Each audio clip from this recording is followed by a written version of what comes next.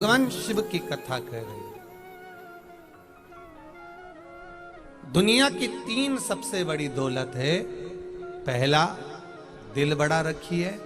दूसरा, दिमाग मन ठंडा रखिए। और दुनिया की तीसरे नंबर की दौलत है अपनी वाणी, अपनी जिह्वा मीठी रखिए। मुख पर मिठास।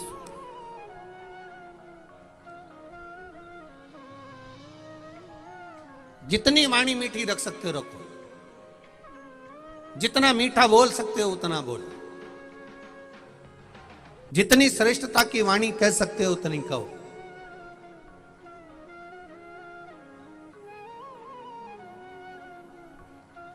83,99,999 योनि निकलने के बाद यह मनुष्य की देह मिलती है।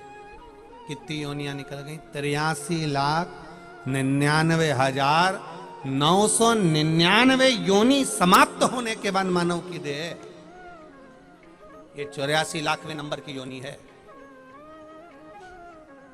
अब सोचो, इससे पहले कितनी योनियां निकल गई। कीड़ा बन गए, छिपकली बन गए, माता का जुआ बन गए। तीन दौलत में सबसे प्रथम नंबर पर है तुम्हारा वैभव बढ़े कि ना बढ़े, तुम्हारा धन बढ़े कि ना बढ़े, तुम्हारी सत्ता बढ़े कि नहीं बढ़े, तुम्हारा दौलत बढ़े कि ना बढ़े, पर तुम्हारा दिल बड़ा होना चाहिए, निश्चितता होना चाहिए। दूसरे नंबर पर दूसरी दौलत है दुनिया की सबसे बड़ी, तुम्हारा दिमाग ठंडा होना चाहिए। ये दुनिया की तीन दौलत में से दूसरे नंबर की दौलत है कि तुम्हारा मस्तिष्क, तुम्हारा दिमाग, तुम्हारा हृदय, तुम्हारा चित्त, तुम्हारी वृत्ति ठंडी रहे। थोड़ी सी देर में क्रोध आ जाना, फिर उसमें गुस्सा आया, गर्म हुए कि उसका कोई आनंद ही नहीं पाया। यहां इतने सारे किसान बहन भाई बैठे हैं, इन सबको मालूम होगा नेपालपुर की धरा पर कथा चल रही है। आस्था चैनल पर लोग कथा सुन रहे हैं, पूरा विश्व इस कथा को सुन रहा है।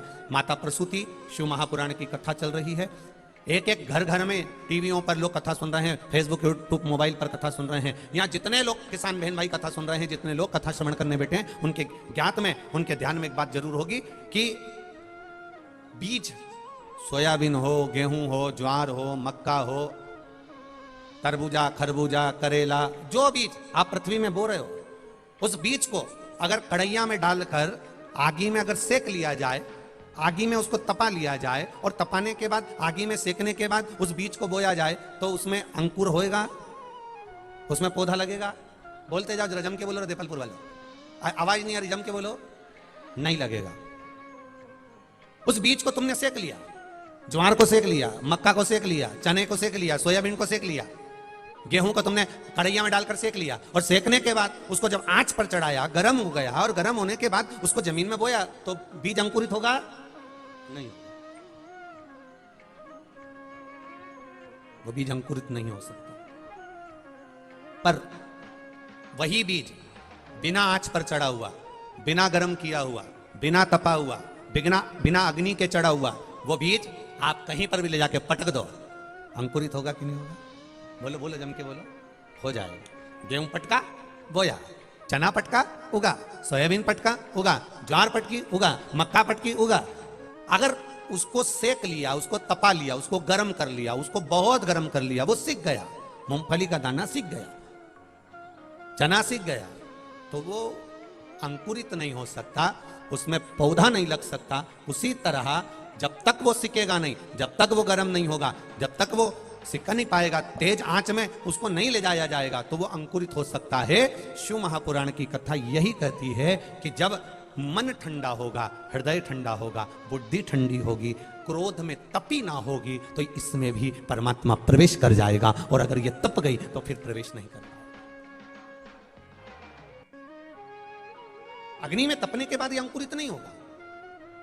क्रोध में अगर चित्त लगा हुआ है, क्रोध में मन लगा हुआ है, क्रोध में वृत्ति लगी हुई है, क्रोध में अगर आप समाहित हैं और क्रोध आपके भीतर समाया हुआ है, क्रोध में आप तल्लीन हुए चले जा रहे हैं, क्रोध में बढ़ते चले जा रहे हैं। जरा सा किसी ने कहा, अपशब्द कहा, जरा से में क्रोध आ गया, फिर किसी ने कहा क्रोध आ गया, जरा सा किसी ने कहा क्रोध आ गया। जिसके भीतर क्रोध इतनी मात्रा में समाहित होता चले जाता है, फिर परमात्मा उसमें अंकुरित नहीं हो पाता, परमात्मा उसमें प्रवेश नहीं कर पाता, परमात्मा उसमें प्रकट नहीं हो पाता। इसमें सबसे मूल है, बीज सिका हुआ नहीं होता तो कहीं पर भी अंकुरित हो सकता है, लग सकता है, पर वो सिक गया तो अंकुरित नहीं होगा। उसी तरह क्रोध आपके भीतर आ गया तो परमात्मा नहीं मिल पाता, और क्रोध अगर नहीं है तो भगवान को मिलने में देरी नहीं लगती, परमात्मा मिल जाता है एक क्षण में तुम्हारे सामने। आदरणीय कैलाश भैया जी से भी कहूंगा, 7 दिन शिव महापुराण की कथा चलेगी।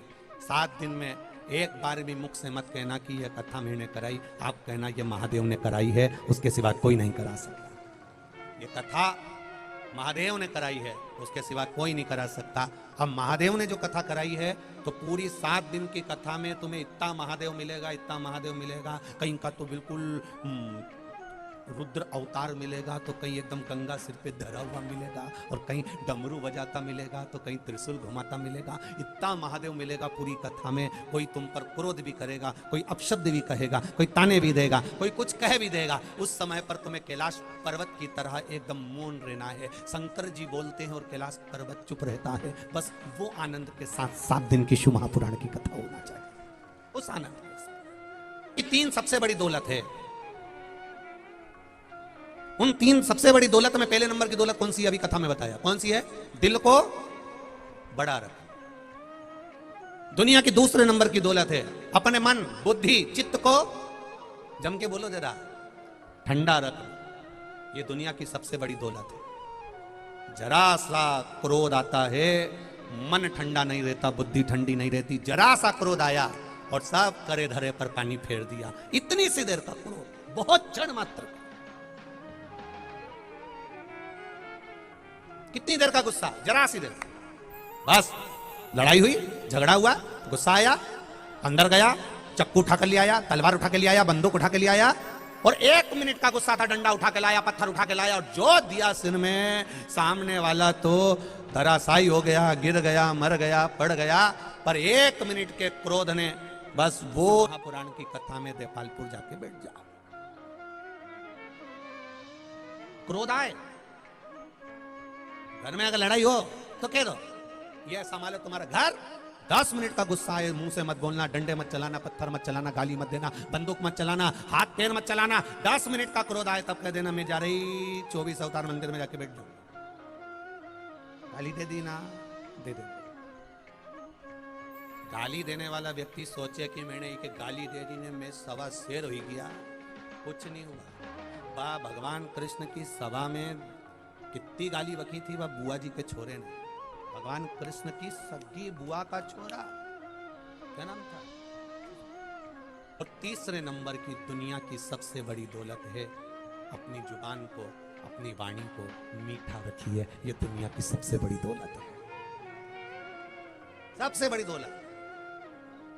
अपनी जुबान को, अपनी वाणी को मीठा रखो। कहीं कहीं का व्यक्ति बोलता है तो इतना मीठा बोले, साहब मारा तो मन भर लिया, इतना जोरदार बोले। और कहीं कहीं का व्यक्ति बोले तो ऐसा बोले कि मुंडा से मेंढक जड़े, बोले नहीं मेंढक जड़े। वो बोला और इसको इतना बुरा लगे कि बस डंडा लेके कूट दूं, गाली दे दूं, अपशब्द बोल दूं। घर में भी कोई कोई व्यक्ति बोले, घर में कोई व्यक्ति को काम कराना रहना तो इतना अच्छा बोले, हमारी मौसी सास ऐसी जोरदार बोले, दोनों बहन सगी, और हमारी मौसी सास बोले तो ऐसा जोरदार बोले, सारा काम कराई ले। और हमारी सास बोले तो ऐसा बोले जैसे आकाश में बिजली चमकने गिर के तुरंत बबूल का पेड़ पे टपकी गई। प्रेम की भाषा जहां, स्नेह की भाषा जहां, आनंद की भाषा जहां हो, करुणता की भाषा जहां हो, मीठी भाषा जहां हो, उधर आनंद की अनुभूति।